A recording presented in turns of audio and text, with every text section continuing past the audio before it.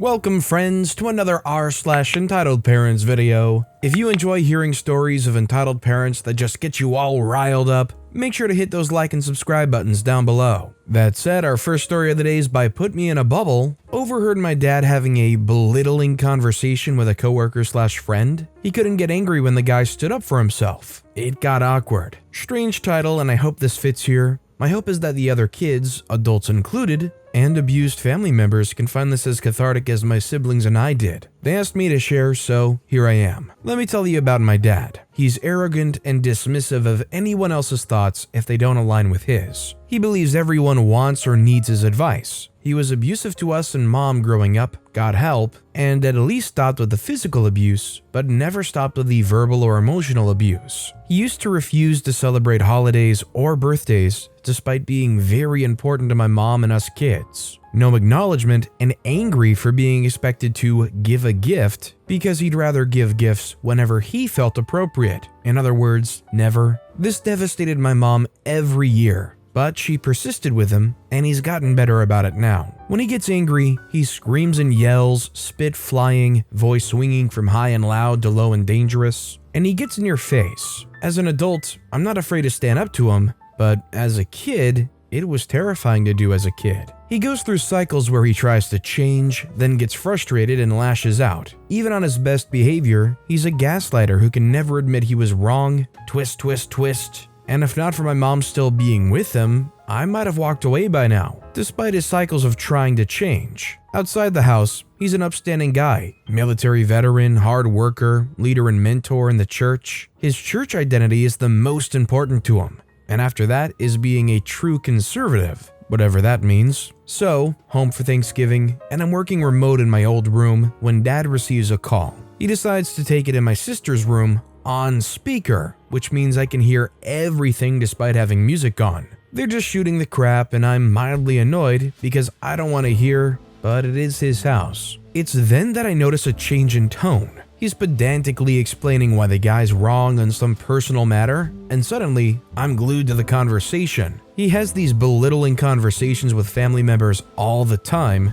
in which he arrogantly assumes the mentality that he's just being logical, and if you don't agree with him, then you're looking at it wrong. You should feel privileged that he's explaining this to you. No matter what you say, you are wrong. These conversations semi-often result in heated arguments if he gets under our skin or we don't back down and let him win. But this time, it's not someone in the family. It's a friend or coworker, and the friend pushed back. Who wouldn't? But here's the best part. He absolutely could not get angry and aggressive about it. Instead, he got super awkward. It was really cringeworthy to listen to, and I'm not sure he learned anything from it. I've never seen him interact with friends, and hearing a guy push back with the same things we do, and anger being removed from him as a response, was so enthralling. I wrote notes and quotes and passed them along to my siblings, who quite enjoyed and hated the reality of our father's complete inability to be remotely self-aware. Please note that I mostly only wrote Dad's responses. I couldn't keep up with both of them and get the quotes down. The play-by-play. Dad is down talking some friend or coworker on the phone about his decision-making abilities. I'm trying to show you that how you're thinking about this is just not rational. Work sucks and life teaches you only Christ matters. His life used to be so great when everything he owned only fit in a small truck. But now you have a house, and what you're doing now is saying yes sir, right away sir for that paycheck. This is a common argument with us kids versus him. We set out to find careers we love, and his opinion is that work is never fun. You can't trust doctors. Dad says, but I don't trust doctors/medicine. I don't. Sure, some of what they might say is right, but you have to be open-minded. The friend says, what? Dad says, because they're not. Friend says, man, you're not serious. Dad says, I'm not saying not to trust them. Friend says, it sure sounds like that, refuting that he's being dismissive and arrogant. No, that's not what I'm saying. You're a wimp now. You've turned into a little girl. Friend gives an uneasy chuckle. Dad says, did I hurt your feelings? Friend says, don't do that. He keeps doing it. Awkward. He doesn't understand that friend's being serious and that he doesn't appreciate the advice Dad's giving unprovoked. I didn't ask. And now he's on the defensive, gaslighting the guy. Ooh, he called father rude. He's still laughing while the friend is being serious and telling him that he doesn't really appreciate how Dad's talking to him. Super awkward. Dad's in a loop saying that he values this guy's friendship, and that's why he's offering his counsel.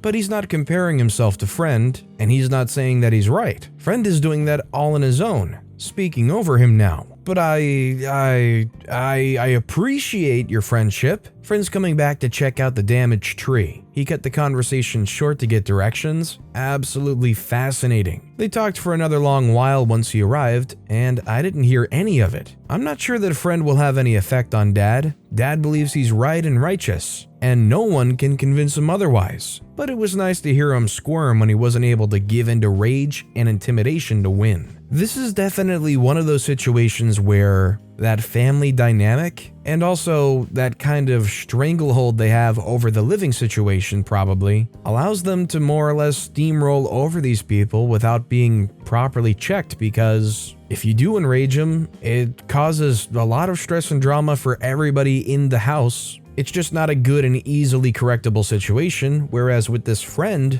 if he acts like a jerk, he's just gonna lose the friend. If you had a friend who was susceptible to flare-ups like that and kind of gaslighted you, derided you, tried to basically intimidate you a little bit, would you just try to distance yourself from there on? Would you try to blatantly call them out on it? Let me know what you would do in the comments down below. Our next story is by Red NRYT, entitled Dad Secretly Wears My Underwear. Before anyone gets the wrong idea, I'm a man. My parents ended up moving in with me on my house since last year, after the pandemic hit when they lost our old house. Because Dad sold it and some drama ensued, a long story that I know Reddit is tired of hearing already, after me whining about it for months. Anyway, I got depressed and slept on the couch for a long time while my parents used the one and only room in my small house. Then recently, I managed to get back on my feet, and after some renovations, got a new room for myself. So I started to move my things out of my old room, used by my parents, into my new room. That's when I learned my dad wears my clothes, including my underwear. I just found it out when I noticed that I'm reorganizing that I seem to be missing some underwear. It wasn't in the hamper, nor anywhere in the house, so I asked my mom if she knew anything about it. I say,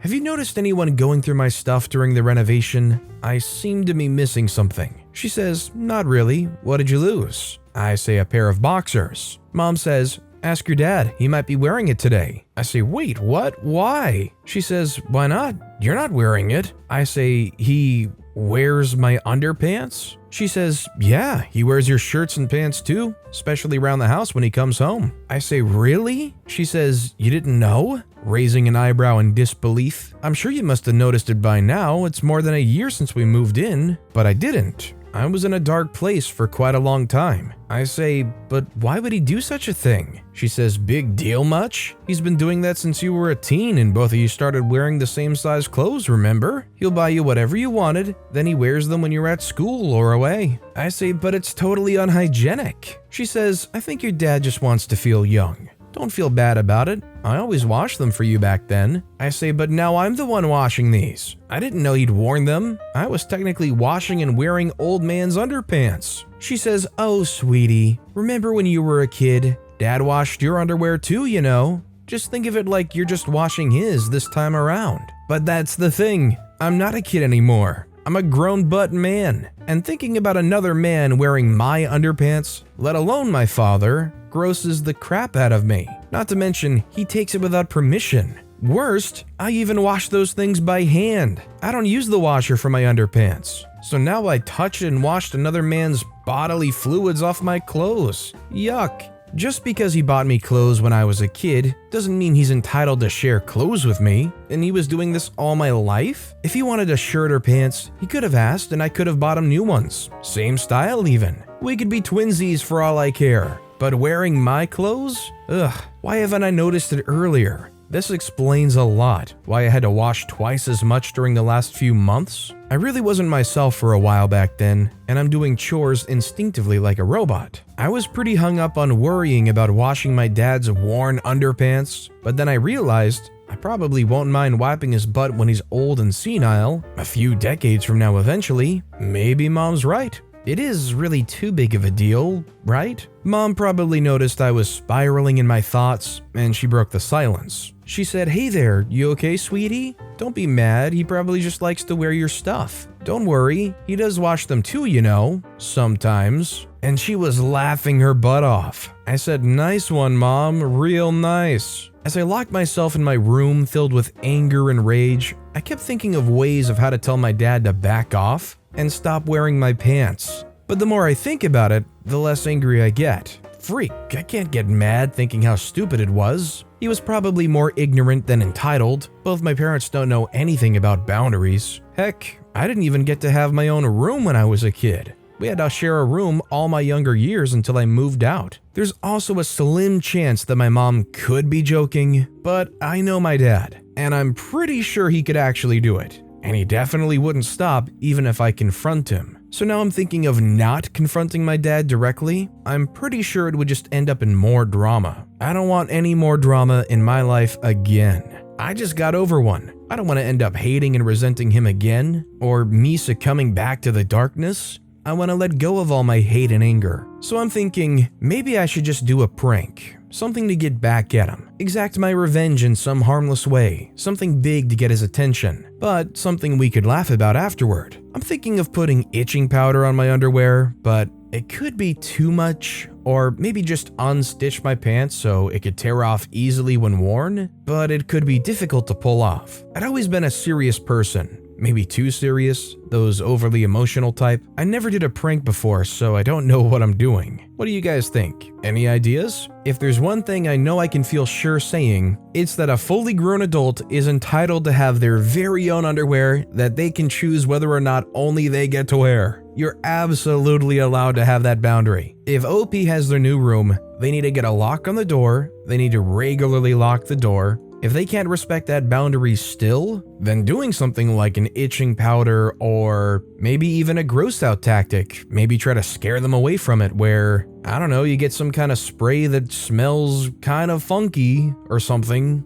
cover a pair or two on the top, just something that's gonna try and make them respect your boundary or at least put them off of it. And our final story of the day is by Emmanuel Macroni. Entitled parent demands I speak English, then tells me to go back to my country. For starters, both my parents were born in Yugoslavia, in what is now modern-day Serbia, and migrated to the US. Now, my dad can speak English fine, but my mom has trouble speaking it, so me and my dad use Serbian most of the time. Anyway, let's get on with it. I take the bus to school, and of course, there's a lot of people who also take the bus. I get in, pay, then take my seat. About 2 stops later, the bus stops at a train station, and then comes the entitled parent with the kid in one hand. They get on the bus and pay and take the 2 seats that were across from me. It was fine for the first few minutes as nothing was going on. I decided to call my dad to tell him I was almost at school so that he knew. And like I said, my dad and I use Serbian most of the time, so we conversed in our language. Once the conversation finished, the entitled mother's kid tried to get my attention, and the conversation went something like this. The kid said, "What were you saying?" I said, "I was just talking to my dad." The kid says, "You talk funny." I say, "Oh, that's because we're speaking in our language." Entitled mom joins convo. She says, "Well, your language is not what we all speak around here. We speak English, and you will too."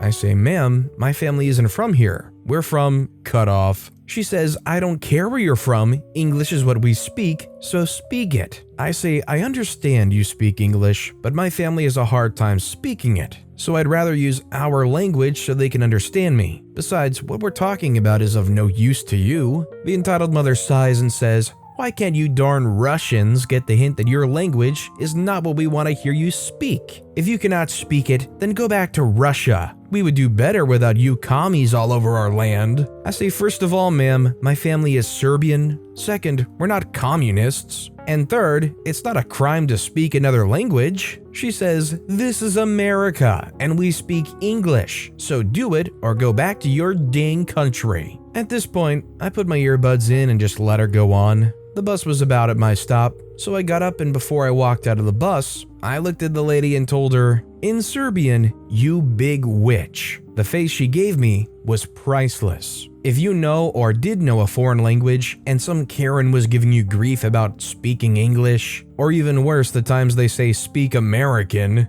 would you say some choice words in a language they clearly don't understand to them? I just love stories involving languages that people just don't understand like this. I would love to hear any stories about that. But with that being said, that's all the time we have for today. So of all these stories I've read today, which is your favorite and why? Let me know in the comments down below. And if you haven't yet, if you could like and subscribe, that would mean a lot to me. Whatever you do, whether it's liking, subscribing, turning notifications on, all of it helps grow this channel and I appreciate the heck out of it. So until next time, I'll see you all tomorrow with some more stories.